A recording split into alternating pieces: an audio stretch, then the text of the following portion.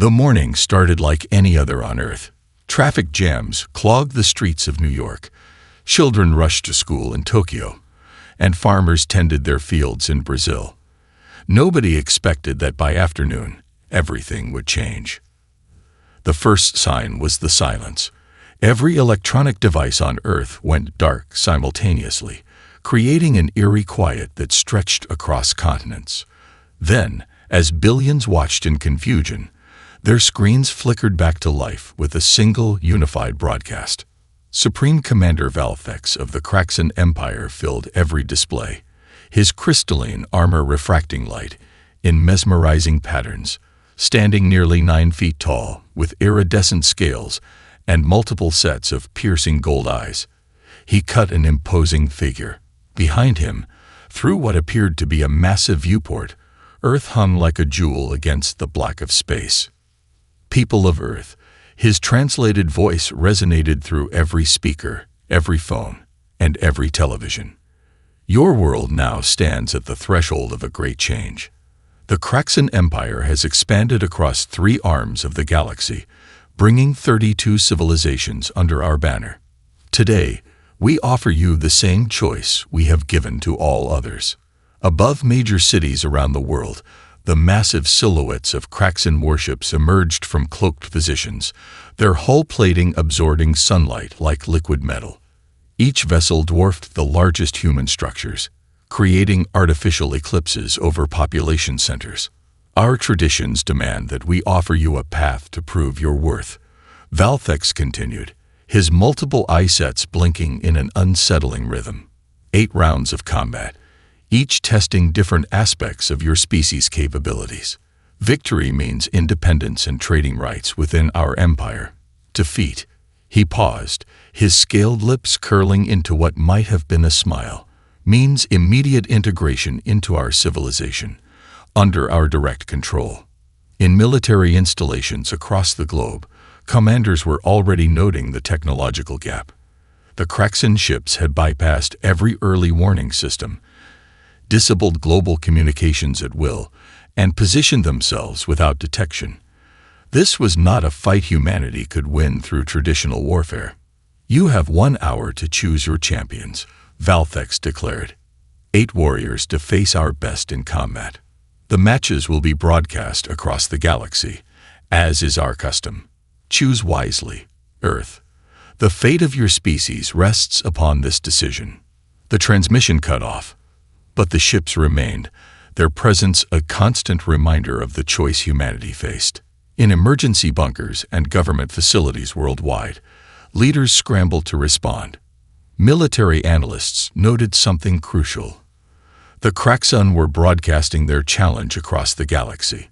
This wasn't just combat, it was entertainment for them. Inside the United Nations Emergency Chamber in New York, Secretary General Helena Martinez stood before the hastily assembled Security Council.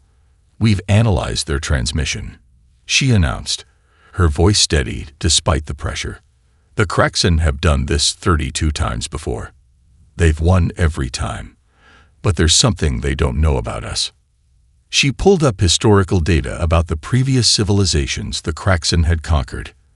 Every single one had evolved in peaceful star systems, protected from the harsh realities that had shaped human development. Earth, with its constant natural disasters, asteroid threats, and radiation bursts, had forged humanity into something unique. "They think this is a game," Martins continued, a grim smile playing across her face. "They've never faced a species that spent its entire existence fighting. Against nature, against each other, against extinction itself. They don't realize that by broadcasting this challenge across the galaxy, they're about to turn their greatest victory into their most public defeat." The response was drafted within minutes, transmitted on all frequencies, just 3 words that would soon echo across the stars. "We accept, Kraxan." In his command chamber, Valthex received the message with amusement. After all, what could these primitives possibly teach an empire that had conquered 1/3 of the galaxy? He would soon learn that this was indeed their last mistake. but not humanity's. The United Earth Defense Council gathered in their underground facility beneath the Rocky Mountains, 48 minutes after the Kraxen's challenge. On the massive holographic display before them, 8 personnel files floated like digital constellations, each representing a potential champion for humanity's greatest trial. "These are our best," General Richard Hayes announced, his weathered face illuminated by the blue glow of the holograms. "Not just warriors, but survivors. Each one represents a different aspect of human combat evolution." The first file expanded, showing footage of a woman moving like liquid lightning in a fighting ring. "Ashley the Ghost Thompson," Hayes continued, "former Force Recon Marine turned professional fighter, undefeated in both sanctioned and underground matches. They say she's never met a fighting style she couldn't master within a week." The footage showed Ashley disabling 3 opponents in less than 30 seconds, her movements a blur of perfectly calculated violence. More importantly, Hayes added, she grew up in variable gravity environments on Mars Colony. She understands how to fight when the rules of physics themselves become flexible. The second file materialized, displaying a man whose face was partially obscured in every photo. Marcus Reynolds, Delta Force. Most of his file is still classified, but I can tell you this. He once survived 3 weeks behind enemy lines during the Arctic resource wars, using nothing but a combat knife and his wits. He emerged with critical intelligence and 6 enemy officers as prisoners. Dr. Emma Sullivan's file appeared next, lines of code streaming across her image. The pioneer of neural network combat systems, she created the first AI that could outthink human strategists by teaching it to be imperfect. Her systems don't just process information. They intuit, they feel, they take risks. The Kraxen won't be ready for that. The display shifted to show a gruff-looking space captain, John Orbit Anderson. When pirates attacked Mars Station last year, he held them off for 72 hours with a damaged ship and half his crew dead. The pirates had better technology, better weapons, and superior numbers. Anderson had human ingenuity. The station still stands. Rebecca Hayes's image was next, though most of her photos showed her in various disguises. Our expert in unconventional warfare. She's trained resistance fighters on 7 different colonies, teaching them to turn their environment into a weapon. The Kraxen think they're getting a simple combat tournament. Hayes will show them why humans are never simple. Dr. William Cooper's file contained mostly redacted information, but his results spoke volumes. Psychological warfare specialist. He once prevented an interplanetary war by convincing both sides they'd already lost. The Kraxen think their telepathic abilities give them an advantage. They haven't experienced the complexity of the human mind. Catherine Mitchell's hologram blazed to life, surrounded by weapon schematics and battle plans. They call her Iron Cat in the defense industry. Her weapons designs don't just account for physical damage. They consider psychological impact, environmental factors, and long-term strategic value. She doesn't just create weapons, she creates victory conditions. The final file opened to show a seemingly unremarkable man in professional attire. And Michael Chase, former history professor turned military theorist. He spent his life studying every battle humanity has ever fought, from stick-wielding tribes to interplanetary conflicts. The Kraxen have won 32 battles.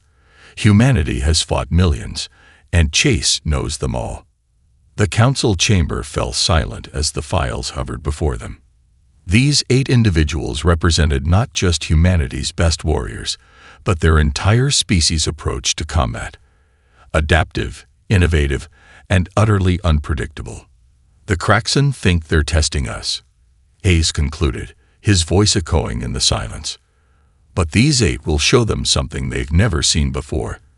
A species that turned combat into an art form, survival into a science, and adaptation into an instinct. Above them, through miles of rock and steel, the Kraxen ships waited in formation, their crews confident in their coming victory. They had no way of knowing that below, in this secret chamber, Humanity had just selected the team that would shatter their empire's understanding of combat itself. The 8 files pulsed in the holographic display, each one a beacon of hope, each champion a testament to humanity's relentless drive to survive, adapt, and overcome. The Kraxen had given Earth 1 hour to choose their champions.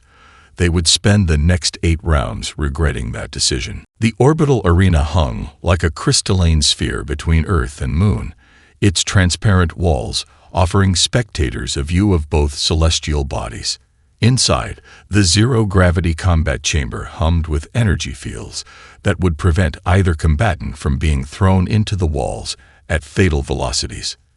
Ashley, the Ghost Thompson, floated near one entry point, her sleek combat suit designed for maximum flexibility.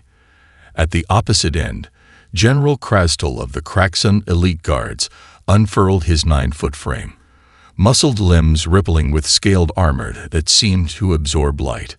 The human female appears undersized for combat. The alien commentator's voice echoed through the arena and across galactic broadcasts. Though their species shows remarkable courage in sending such a specimen against our champion. Ashley allowed herself a small smile, remembering her instructor's words from Mars Colony. Let them underestimate you. Their prejudice is your first weapon. The starting tone resonated through the chamber. Krastal launched himself forward with explosive force, his mass easily triple Ashley's. The alien audience cheered, expecting a quick victory. Instead, they witnessed their first lesson in human combat evolution. At the last possible moment, Ashley shifted her body mere inches to the side. Her hand shot out, grabbing Krastal's extended arm.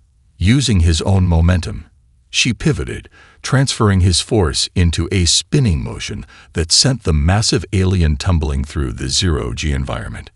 An interesting evasion, the commentator noted, but surely the human cannot hope to. The words cut off as Ashley demonstrated the next phase of her strategy. While Krastal struggled to reorient himself, she used the walls as launch points, building up speed with each bounce. Her movements weren't random. They were a complex orbital pattern. She practiced countless times in Mars' variable gravity chambers. Krastal finally stabilized himself, only to find Ashley approaching from 3 different angles, a technique she'd developed for zero-G combat. He swung at one image, but she'd already shifted, using his own strike to add to her momentum. This is impossible. The alien champion growled as another strike missed. Stand still and fight with honor. This is how humans fight, Ashley replied, her voice calm despite her incredible speed. We use everything available. The environment, physics, psychology. It's all part of combat. She demonstrated her point by suddenly reversing direction, using a technique that would be suicidal in normal gravity. Her legs wrapped around Krastal's neck in a modified triangle choke, adapted for his alien physiology. The momentum sent them both spinning through the chamber. The alien audience watched in stunned silence as their champion thrashed, unable to break free. Ashley had positioned herself perfectly. Any counter-move would only tighten the hold.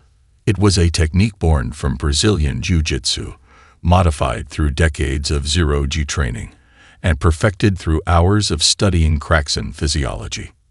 Submit, Ashley suggested, adjusting the pressure. Your circulatory system is similar enough to ours. You have about 30 seconds before you lose consciousness. Krastal's response was to thrash harder, his powerful limbs trying to find purchase in the weightless environment. But each movement only made Ashley's position more secure. She turned his strength into a weapon against him. 25 seconds later, the mighty general of the Kraxen Elite Guards went limp. Ashley released the hold immediately, demonstrating the mercy that the Kraxen had never shown their opponents. As medical teams rushed to revive Krastal, the arena fell silent. The battle had lasted less than 5 minutes, but it had changed everything. The Galactic audience had just witnessed something they'd never seen before, a fighting style that treated zero gravity as an advantage rather than a hindrance. Victory to Earth's champion. The commentator finally announced, their voice carrying a new note of respect. The score stands. Earth 1. Craxon 0. Ashley floated in the center of the arena, her calm demeanor a sharp contrast to the chaos she'd just created. As she looked up at the broadcast drones, she delivered a message that would be repeated across the galaxy. That was just round 1. Humanity is just getting started. The mental combat chamber resembled a meditation room, its walls shifting with subtle patterns of light and shadow. Dr. William Cooper sat cross-legged on one of 2 floating platforms, his expression serene despite the gravity of the situation. Across from him, the Craxon's champion mind warrior, Zixna, assumed a similar position. The rules are simple. The chief adjudicator announced through the chamber's comm system. No physical contact. Pure mental combat. The first to break their opponent's mental defenses wins. Death or permanent mental damage will result in immediate disqualification. Cooper opened his eyes, meeting all 6 of Zixna's glowing purple irises. The alien telepath had already claimed victory over 20 different species in similar contests, but they had never faced a human mind before. Begin, the adjudicator declared. The first attack came like a tidal wave of psychic energy, designed to overwhelm and disorient. Cooper let it wash over him, using a technique he'd developed during years of working with trauma survivors, not fighting the force, but channeling it through the natural fractures of human consciousness. Interesting, Zixna's voice echoed in Cooper's mind. Your species has natural mental compartmentalization. A defense mechanism, perhaps. Cooper didn't respond verbally. Instead, he opened a memory. Chicago during the food riots of 2151. The chaos, the fear, the desperate fight for survival, but also the moments of incredible humanity. People sharing their last meals, strangers protecting each other, hope blooming in the darkest hours. The alien telepath recoiled, unprepared for the intensity of human emotional memory. How do you bear such chaos in your minds? That's not chaos. Cooper finally spoke.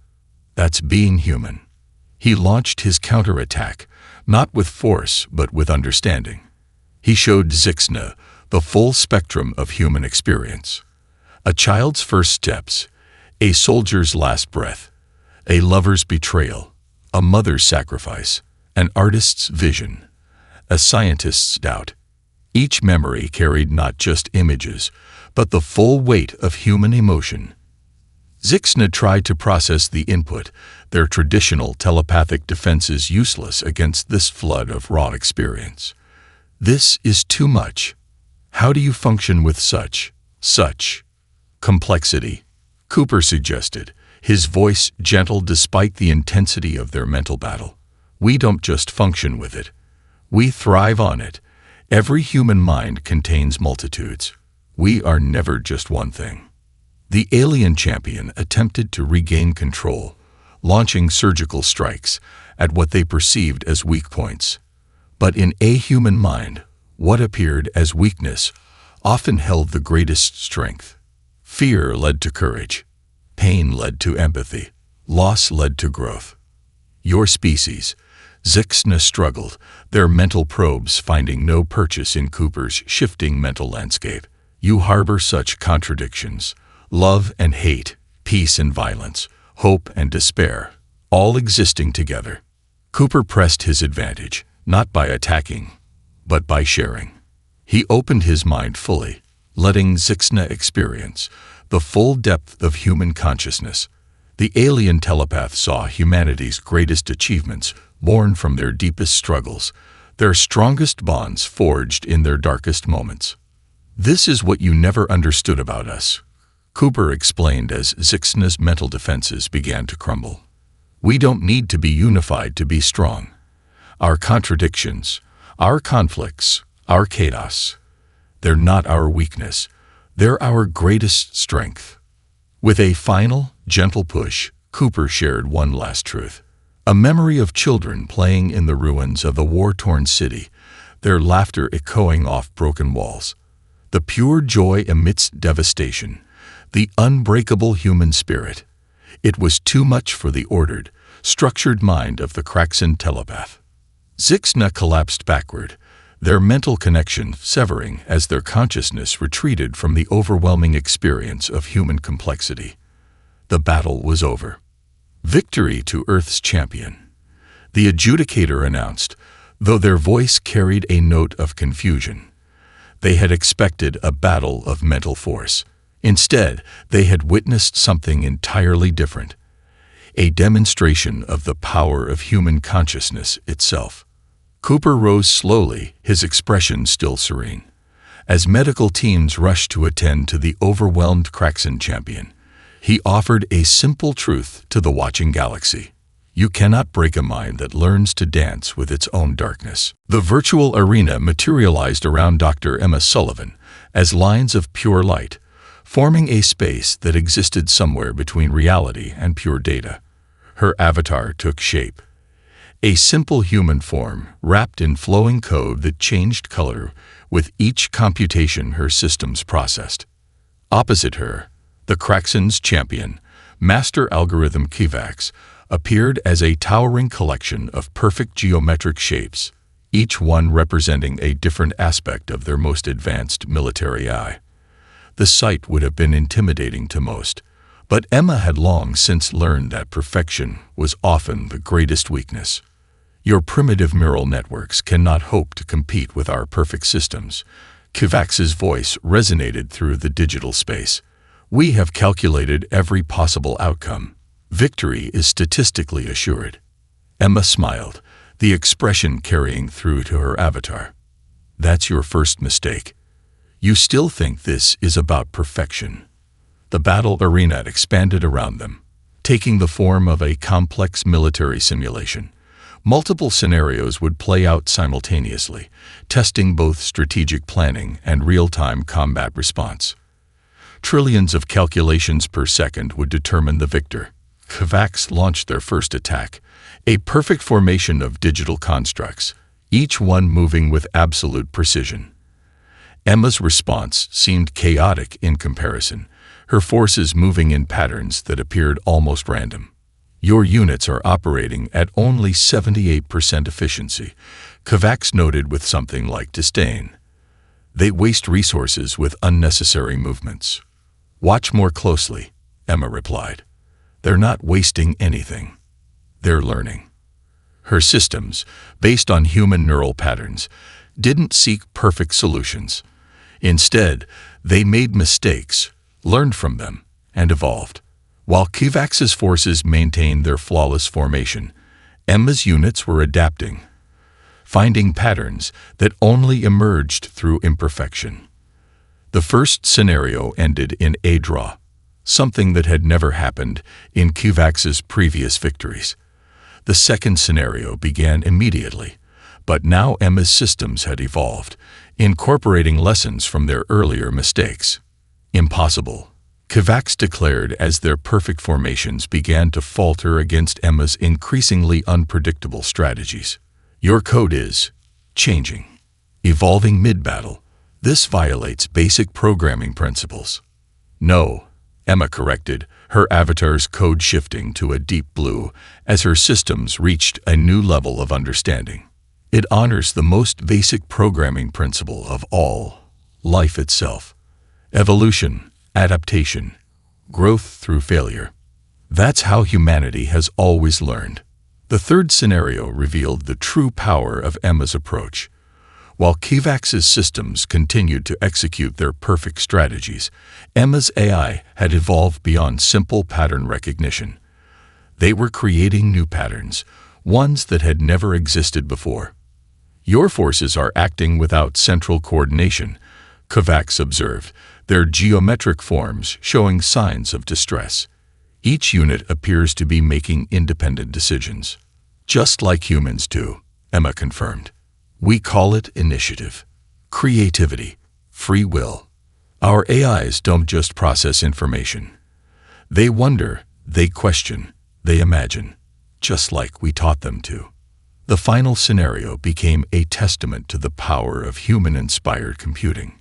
Emma's forces moved like a living entity, each unit contributing to a greater whole while maintaining its individual agency. They made mistakes, but those mistakes led to breakthroughs that Kovacs's perfect systems could never have conceived. How? Kovacs demanded as their last perfect formation crumbled before Emma's evolving strategy. How can imperfection defeat perfection? Because perfection is static, Emma explained, her avatar's code now pulsing with victory. It can't grow, can't evolve, can't surprise itself. We humans have always known that real strength comes from learning to work with our imperfections, not against them. We built our AIs to do the same. The virtual arena began to dissolve as the final calculations confirmed Earth's victory. But before the simulation ended completely, Emma left Kovacs with one last truth. You built your systems to be perfect. We built ours to be human. And that makes all the difference. The Kraxen's combat arena for the 6th round was their pride and joy. A massive, multi-level labyrinth of metal and energy fields that spanned nearly a mile in each direction. Commander Vextrol stood at the main entrance, his battle armor gleaming under the harsh lights, while surveillance drones buzzed around him like metallic insects. Your human champion appears to be late, he announced to the gallery of alien spectators, his mandibles clicking in amusement. Perhaps she has wisely chosen to. I've been here for 20 minutes, Rebecca Hayes' voice echoed through the arena's communication system. I just wanted to see how long it would take you to notice. The alien commander spun around, his advanced sensors scanning the area. Nothing. But the voice had been clear, close. Impossible. Our security systems are operating exactly as they should be, Rebecca interrupted, which is why they haven't detected me. I'm not trying to beat your systems. I'm using them. The battle had begun without any official announcement, and already the human champion had seized the initiative. Vextrol activated his combat protocols, his armor enhancing every sense to superhuman levels. Still nothing. Show yourself, he demanded. Face me with honor. A soft laugh echoed through multiple speakers. You still don't understand what this round is about, do you? You think, because you built this arena, you control it. But I've been studying your technology since I arrived. Every system you've created to detect me is now working for me. Vextrol charged down the main corridor, his heavy footsteps echoing off the metal walls. His tactical display showed movement to his right. He fired a burst of energy bolts, only to hit a reflection created by his own systems. Let me tell you about Earth's history. Rebecca's voice came from behind him now. While other species were evolving in stable environments, we were surviving ice ages, floods, and disasters. We learned early that sometimes the best way to win isn't to be the strongest, it's to be the most adaptable. The commander's sensors detected a power fluctuation in the section ahead. He rushed forward, weapons ready, only to find an empty chamber. But something was wrong. The room's configuration had changed. Did you know? Rebecca continued, her voice moving through the arena's speaker system like a ghost, that during Earth's Second World War, resistance fighters would use their enemies' own radio systems to coordinate attacks. They turned their opponent's infrastructure against them, just like I'm doing now. Vextrol realized too late what was happening. Each time he moved to a new section, Rebecca was using the arena's own systems to reconfigure the space behind him. She wasn't just hiding. She was rebuilding the labyrinth as she moved through it. Impossible, he growled. The arena's controls are encrypted with a system based on perfect mathematical sequences, Rebecca finished for him. But human hackers learned long ago that every perfect system has imperfections, usually created by the beings who built them. The commander found himself in a dead end that hadn't existed minutes before. His tactical display was starting to show multiple ghost images, each one a perfect copy of a human heat signature. His own security systems were now working against him, creating a hall of mirrors effect that made it impossible to track his opponent. You could have built this arena 10 times larger. Rebecca's voice was closer now. But size doesn't matter when your enemy knows how to move like a shadow through your own defense systems. Vextrol felt something light touch his shoulder. He spun, firing at nothing. But now a small device was attached to his armor, blinking steadily.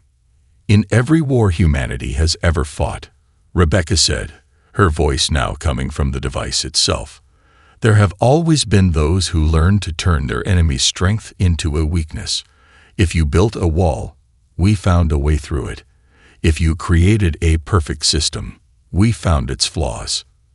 The device emitted a soft pulse, and suddenly all of Vextrol's combat systems went dark. His perfect armor had been turned into nothing more than an elaborate prison. Match point. Rebecca finally stepped into view, a simple figure in dark combat gear. The best prison is one the prisoner builds for themselves. Thank you for building this arena. It made an excellent weapon against you. The preparation chamber for the 7th round was quiet save for the soft hum of environmental systems.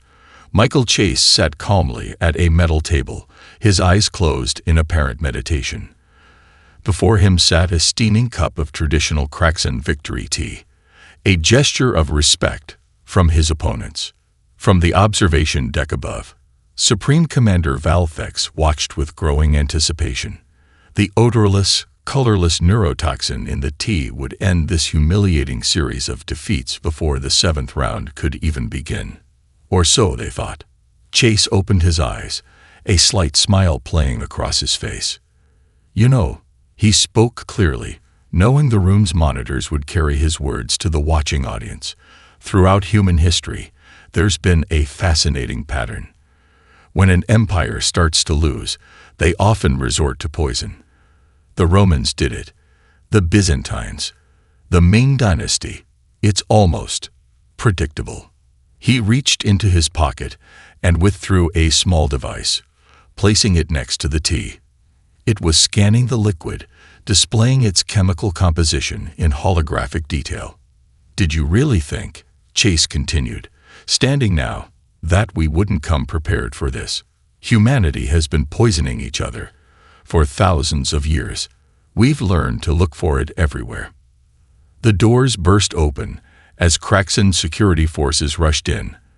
But Chase was already sealed inside a personal shield generator, standard equipment for all of Earth's champions since the 1st round. This is an outrage. Valthex's voice boomed through the speakers. You dare accuse us of? I dare to be prepared, Chase interrupted, his voice still calm. Just as I'm prepared for the snipers you have positioned in maintenance shafts 3, 7, and 12. Just as I'm prepared for the EMP device hidden in the arena's lighting system. Just as I'm prepared for the backup assassination team disguised as medical personnel. The silence that followed was deafening. Across the galaxy, billions of viewers watched as Chase methodically exposed every layer of the Kraxan's desperate plan. You see, he continued, pacing the room with the confidence of a professor in his lecture hall, I'm not just a tactical expert. I'm a student of history. And history shows us that empires don't just fall from external forces. They fall from their own desperation to maintain power. He gestured to the tea, then to the armed forces surrounding him. Each of these attempts on my life has been broadcast live across your empire. Your own people are watching you break every sacred combat code you claim to uphold. The security forces began to lower their weapons, uncertainty clear in their movements. Chase had turned their assassination attempt into a lesson in imperial politics. But here's the most interesting part, he added, his voice taking on a teacher's patient tone.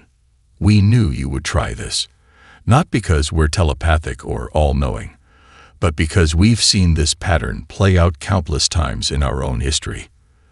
The desperate always resort to poison. The proud always resort to treachery when their pride is wounded. From the observation deck, Valthex watched as his carefully orchestrated plan unraveled. The human hadn't just survived their trap. He had turned it into a weapon against the Empire's reputation. So now we have a choice, Chase concluded. We can either proceed with the 7th round as originally planned, in which case I'll face your champion, while wearing this rather impressive antitoxin suit I've had on since day one, or you can forfeit the round for breaking your own sacred combat codes. He picked up the cup of poisoned tea and raised it in a mock toast to the observation deck. Your move, Supreme Commander. But remember, the galaxy is watching, and thanks to your own broadcasting networks, they've seen everything. The silence stretched for what seemed like hours before Valthex's voice returned, heavy with the weight of defeat. The 7th round is forfeit. Victory to Earth's champion. Chase set the cup down gently. Thank you for the tea, he said, walking toward the exit. And thank you for teaching the galaxy an important lesson. Sometimes the greatest victory isn't in the battle itself. It's in being ready for your enemy's desperation. The final arena took the form of a vast holographic chamber, where the Kraxen's most sacred military simulation, the Spiral of Conquest, floated like a three-dimensional chessboard made of light and shadow. Catherine Ironcat Mitchell stood before it, her eyes taking in every detail of the ancient game that had helped the Kraxen plan their conquests for 10,000 years. You have chosen to face us in our most complex strategic challenge, High Marshal Zextor announced, his voice carrying both pride and contempt. The spiral has never been mastered by any species but our own. It contains 10 million possible configurations, each representing a different aspect of galactic warfare. Catherine nodded, her expression thoughtful. Impressive. But you know what's even more complex: the history of human warfare. We've been fighting and learning from our fights since before we had written language. The game board came to life, its holographic pieces taking the form of fleets, armies, and strategic resources.